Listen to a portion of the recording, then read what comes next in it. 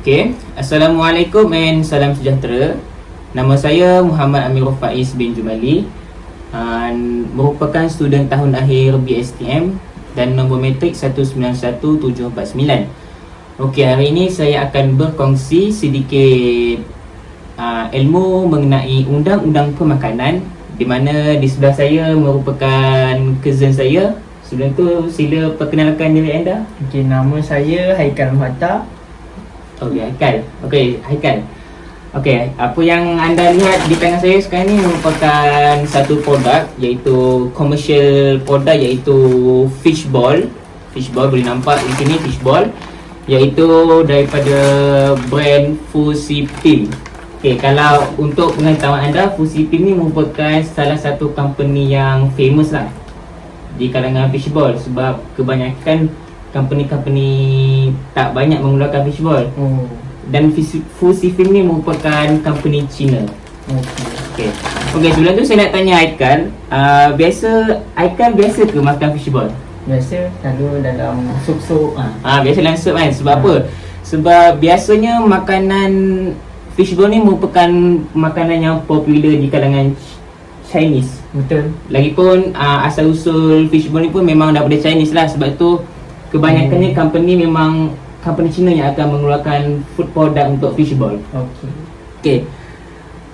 Sebelum itu saya hendak berkongsi apa itu sedikit pengetahuan tentang undang-undang makanan. Okey, nampak undang-undang makanan bukan sekadar jalan raya je undang-undang, makanan pun ada undang-undang. So merujuk kepada Food Regulation 1985 dan juga Food Act 1983. Okey, apa yang anda saudara Haikal ingin tahu pasal Food Regulation based on fishball? Pada mulanya kita kena tengok, merujuk kepada Food Regulation 156, kita tengok source dia. Source dia maksudnya sumber dia lah. Sumber dia. So kat sini dia mengatakan sumber maksudnya sumber raw material dia lah, iaitu ikan. Ikan tu hendaklah daripada fresh water dan eat edible by human. Maksudnya kita boleh makan lah. Maksudnya ikan tu halal. Satu halal, bukan masuk halal, maksudnya boleh dimakan lah. Bukan ikan tu beracun. Sebab sesetengah hidupan di laut ada yang beracun. Contohnya seperti ikan buntal, dia tidak boleh dimakan. So makanan untuk menjadikan fishball hendaklah yang boleh dimakan. Itu based on food. Satu untuk yang nombor satu. Yang nombor dua pula, sumber ikan ni pula hendaklah daripada clean location. Maksudnya kawasan yang bersih. Kawasan yang bersih. So contohnya satu kawasan tu daripada di kawasan kilang. Biasanya kawasan kilang dia akan keluarkan sisa-sisa toksik. So akan efek dekat ikan akuatik dekat laut tu. So dari situ sumber dia akan tidak bersih, so akan menjejaskan dekat production of fishball. Itu daripada segi sumber ikan tersebut. Baik. So kita pergi kepada production dia pula. Daripada production dia, Food Regulation ni mengatakan fishball ni merupakan salah satu produk ikan yang dicampurkan dengan starch. Starch tu iaitu starch lah. Iaitu dia akan dibentuk menjadi ball. Seperti anda tengok lah, dia bentuk bulat kan. Itu fishball. Dia beza dengan fish cake. Sebab fish cake dia bentuk memanjang kan. So ini fishball dia bentuk bulat. Dan ia mengatakan each ball, setiap bola tu tidak kurang daripada 50% kandungan ikan. Maksudnya di sini 50% kandungan ikan tu, maksudnya tak boleh kurang daripada 50 lah. Sebab setengah company kita tengok dia untuk mengambil keuntungan, dia akan melebihkan tepung daripada ikan. So menyebabkan anda perasan kadang rasa ikan tu tak ada kan. So kalau kita makan rasa macam something fishy lah benda ni. Tak ada rasa apa. So ini dia pun mengambil keuntungan daripada setengah company. So kalau mengikut Food Regulation, dia kena lebih daripada 50% daripada segi konten ikan ni lah. Okay. Lagi satu, fishball ni juga kenalah mengandungi makanan tambahan yang dibenarkan. So maksudnya yang telah termaktub dalam Food Regulation. So Selepas itu tadi apa tu? Orang kata food regulation lah. So kita akan proceed kepada hukuman di mana kalau setengah company tu tak ikut apa yang food mengikut undang-undang makanannya. Yang first, kita akan pergi ke clause 13 di mana contoh makanan tu mengandungi akan menyebabkan kemudaratan kepada kesihatan kita. Contohnya Haikal makan, tiba-tiba sakit perut. So Haikal kena tahu dari segi mana sakit perut datang. Maybe daripada makanan yang fishball tu. So ada ada toksik lah, maksudnya dari segi sumber dia ke. So dari segi ni hukuman dia akan dikenakan denda company tu. Contoh kan, makanan tu fishball tu didapati menyebabkan consumer sakit perut. So diulang kaji di buat eksperimen, tiba-tiba fishball ni ada toksik dalam fishball tu. So company tersebut akan dikenakan denda iaitu sebanyak tidak melebihi 100,000. Bagaikan 100,000 tu banyak ke sikit? Kalau untuk semua company tu banyak lah kan. Atau dipenjara tidak melebihi 10 tahun atau kedua-duanya sekali. Okey. Sebab tu pentingnya undang-undang makanan ni. Company tu kena ikut food law.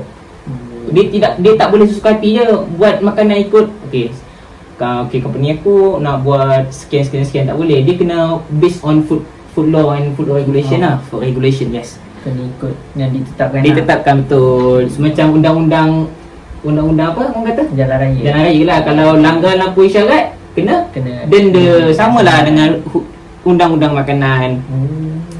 Okey, kemudian kita akan pergi kepada ini yang paling jelas lah, adulterated food. Adulterated food ni maksudnya penipuan dalam makanan. Penipuan lah. Setengah company yang ambil keuntungan dari segi keuntungan, mereka memang akan fokus kepada keuntungan lah. Contohnya tadi saya cakap, setengah company dia letak ikan sikit je, tepung banyak. So dari segi tu dia telah melakukan penipuan dalam makanan lah. So mengikut Food Act dia tak boleh. So denda yang akan dikenakan kepada company tu iaitu 20,000. Ini daripada segi penipuan makanan lah. Contoh ikan ni dari segi kurangnya 50% ikan. Contoh lain penipuan dalam makanan yang Haikal tahu. Contoh penipuan dalam makanan. Ada ke Haikal tahu pengetahuan tentang penipuan dalam makanan? Selain pengurangan selain dari pengurangan, mungkin dia guna produk yang tak diiktiraf ke? Boleh juga. Contohnya macam produk tu orang kata apa? Nilai value dia tu rendah. So menyebabkan kualiti betul. Kualiti dia tu kurang. Tapi dia mengatakan dalam labeling ni kualiti dia tinggi. Contoh value dia dari segi karbohidrat dia di sini dia katakan 12 gram karbohidrat. Padahal karbohidrat dia 5 je. So dia telah melakukan penipuan makanan. So dia akan dikenakan hukuman di sini iaitu tidak lebih dari 20,000, dipenjara kurang dari 5 tahun atau kedua-duanya sekali. Kemudian saya akan pergi ke clause iaitu yang ke-15 iaitu labeling. Bagaikan labeling ni penting tak dalam sesuatu makanan tu? Dalam satu packaging makanan tu? Penting. Sebab apa? Nak bagi orang kenal dengan dia punya jenama dengan labeling dia. Apa dia yang I akan nampak labeling dari segi makanan ni? Dia punya jenama, lepas tu syarikat yang keluarkan. Sebab setengah consumer dia akan tengok syarikat apa kan. Sebab yang popular baru kita beli. Setengah syarikat yang macam kurang, yang baru-baru selalu orang tak yakin ni. Okay, satu lagi dari segi apa kata nutrition fact. Maksudnya setengah consumer dia akan tengok benda ni. Maksudnya macam ni bagus untuk kita punya kesihatan. So dia akan ambil. Contoh tak, dia takkan ambil. Contoh kalau Haikal pesan, kalau ikut ini kayaknya complete lah labelingnya. Contoh macam setengah food product kan, contoh macam frozen food, macam curry puff, dia just stiker company, alamat. Betul. Bagi Haikal tahu ke apa kandungan dia? Haikal nak ambil macam tu? Kalau saya tak nak. Saya tak yakin. Dia tak yakin lah. Contoh kalau macam ni, dia complete tau. Complete, okay, dia tahu dia punya fat, dia punya karbohidrat dia berapa, then ada instruction untuk masak lagi. So dia punya labeling tu complete lah. So macam orang kalau consumer tengok kan, dia akan weh, Lebih bagus percaya ni. So lah. kita terus beli sebab labeling dia orang kata perfect, lengkap. So sekiranya company tu tak ada orang kata dituduh sebab labeling tu tak lengkap, apa denda yang akan dikenakan? Denda yang dia akan dikenakan ialah penjara tidak lebih daripada 3 tahun Penjara. penjara. Dia akan related dengan food law ni, iaitu penjara, denda, atau kedua-dua sekali, termasuk dengan sama ada bersalah tak bersalah lah, didenda, dan kedua-duanya sekali. Okay.